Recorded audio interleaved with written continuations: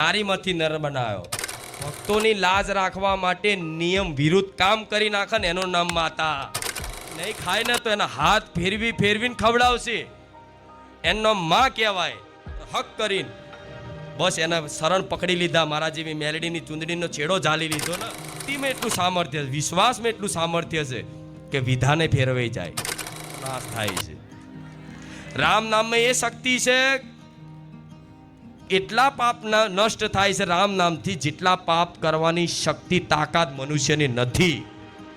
એટલા પાપ નષ્ટ થાય છે ભગવાનના નામથી. તો ભગવાનનું નામ એટલે પ્રદાન કર્યું છે. રામ રામ રામ રામ બોલશો તો પૂર્વના પાપ શું થશે? ધોવાશે. અને પૂનદાન એટલે કરાવડાવું છું, આગળ જતા તમે સુખી થશો. તો હું તમારા માટે ભલું જ વિચારું છું ને, ભલું જ વિચારું છું ને. તમને નહીં ખબર કે હું તમારા માટે શું કાર્ય કરી રહી છું, પણ વિશ્વાસ રાખો હું જે કરું છું તમારા મંગલ કલ્યાણ માટે જ કરું છું. બરોબર ને? એટલે કોઈનું જોઈ અને દુઃખી થવાનું, કોઈ દાડ માતાજી ભગવાનથી નારાજ થવાનું. હા, પ્રેમ ને ભક્તિ એવી છે કે નારાજ થઈ જાવ કોઈક દિવસ માતાજી જોડે, થઈ જાવ હાર માડી, કોઈ વાંધો નહીં, તું આ દુઃખ દૂર ના કર, જા, કોઈ વાંધો નહીં, જા, તારી ઈચ્છા, તારી ઈચ્છા, તને મજા આવે એ કર, તું તાર રાખ દુઃખી, કોઈ વાંધો નહીં, પણ હું દુઃખી થઈને તો હું તને નહીં ભૂલું. આ શું કહેવાય? ભક્તિ. શું કહેવાય? ભક્તિ. કે માં દુઃખી થઈ જઈશ, મારો આખો આ દેહ પડી જશે ને માં મરી જઈશ ને, પણ હું તને નહીં છોડવાનો. આ ભક્તિથી, આ પોતાના પણાથી, પોતાની મા ઉપર, પોતાના ભગવાન ઉપર હક કરીને બસ એના શરણ પકડી લીધા, મારા જેવી મેલડીની ચૂંદડીનો છેડો ઝાલી લીધો ને. હું માતા એવું કહીશ કે તમે આમાં મન જીતી શકશો. ભલે માં દુઃખી થાય, જે થવું એ થાય, આખો સંસાર નષ્ટ થઈ જાય, મારું પરિવાર નષ્ટ થઈ જાય, બધું જતું રહે, પણ માં તું તો હોઈશ ને. અને માં છે તો દુનિયા છે. માનો પ્રેમ એવો છે કે આખું જગત તમને છોડી દેશે, તમારું પરિવાર તમને ત્યાગી દેશે, તમારો સમાજ તમને ત્યાગી દેશે, આ સંસાર તમને ત્યાગી દેશે, પણ માનો પ્રેમ એવો છે કે બધા ત્યાગી દેવા છતાંય તમને ક્યારેય એકલાપણુંનો અહેસાસ થાય, ક્યારેય તમને એવું અનુભવ ના થાય કે હું એકલો છું, આજ મારું કોઈ નહીં રહ્યું. કેમ કે માં કોને કહેવાય, માનો પ્રેમ કોને કહેવાય, માની ભક્તિ કોને કહેવાય કે તમે એકાંતમાં રહેતા હોય, એકલા રહેતા હોય, કોઈ જોડે વાત ના કરતા હોય, છતાંય તમારી માં, મારા જેવી મેલડી છે ને, 24 કલાક તમને તમારે ખાવું હોય ને તો તમારા માટે હું ભીખ માગી આવું, એ મેલડી છું.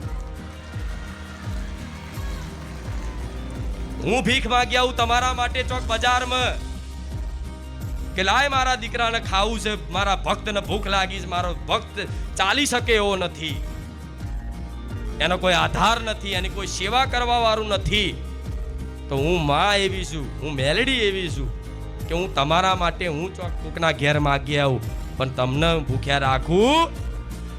હું ક્યાંક તમારા માટે ક્યાંક કુએ પાણી ભરી આવું, ક્યાંક કુએ તલાવમાં પાણી ભરી આવું, પણ મારા ભક્તને હું તરસ્યો રાખું, કેમ કે હું માં છું. હું માં છું, હું તમારી સેવાય કરી જાણું, કેમ કે માં છે ને.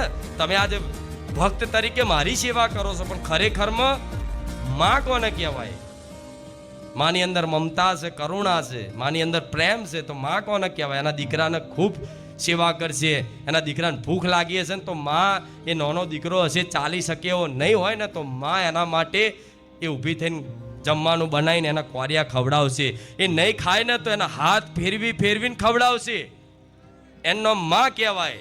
તો મારા જેવી માતા એ છે કે તમારે સુખી કરવા માટે હું દુનિયામાં ચોક જઈને હું તમારા માટે માગીને ખવડાવું, એ મેલડી છું, ઓળખી જોણજો. હું તમારા માટે માગી આવું, અને મને માગવામાં કોઈ શરમ આવે કે મારા ભક્તો માટે તો હું કરું એટલું ઓછું પડે. ભગવાન ખુદ કહે છે, મેં ભક્તન કા દાસ ભગત મેરે મુકુટમણી. ભગવાને ખુદ એમના ભક્તોને મુકુટમણી બનાયા. આ જેમ મારે મેલડીનો મુંગુટ છે ને, એમાં મણીઓ ધારણ કરેલી છે ને, એ મારા ભક્તો છે. એ મણીરૂપી મારા હજારો લાખો ભક્તો છે. આ મારો તાજ છે, આ મારો મુંગટ છે. આજ મારો મુંગટ કેમ ચમકે છે? એટલે ચમકે છે કે મારા લાખો ભક્તોની મણીથી આ જડેલો મુંગટ મેં મેલડીએ પહેર્યો છે.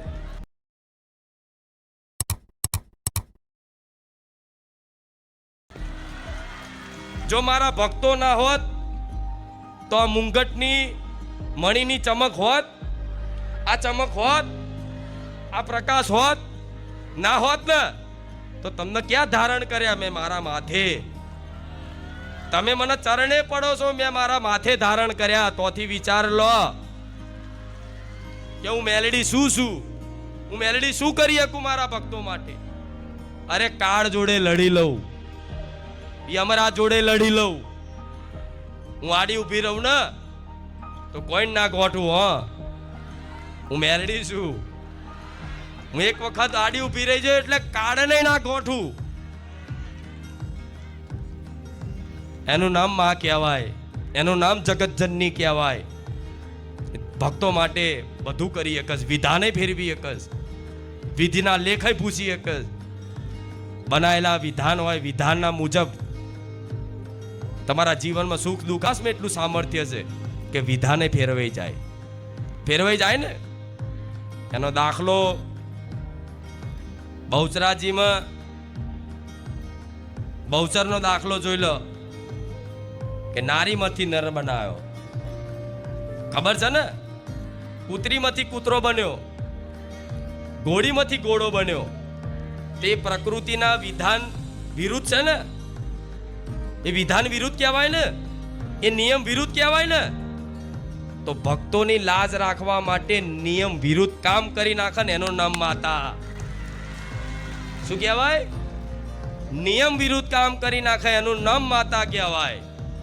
પણ એ નિયમ વિરુદ્ધ કામ કરવા માટે તે તમારે માના શરણમાં પૂરેપૂરું સમર્પિત થઈ જવું કે માં તારા સિવાય મારું કોઈ નહીં. ભલે પરિવારમાં બધાય હોય, કોઈને કહેવાની જરૂર નહીં, પણ મનથી આ રાખો કે માં તારા સિવાય મારું જગતમાં કોઈ નહીં. માં તું જ આધાર ને તું જ આશરો છું. માં તું મારા જીવનનો માં ઘડપણની લાકડીનો માં તું ટેકો છું. તો ઘડપણ સુધી હાચવીશ. તો આ કહેવાય ભવનો હંગાત. તો રાખશો ને વિશ્વાસ? મારી વાતોનો વિશ્વાસ આ બાદ સંભળાય છે ને? હા, બધા સુખી થવા આવ્યા છો તો સુખી કઈ રીતે થવું મારું એનું માર્ગદર્શન કરવું પડશે. ખાલી તથાસ્તુ કહેવાથી, ખાલી આશીર્વાદ આલવાથી તમે સુખી થઈ જતા હોત ને તો હું માતા એવી છું 1 કરોડ વખત આશીર્વાદ આશીર્વાદ આશીર્વાદ બોલવા તૈયાર છું તમારા માટે.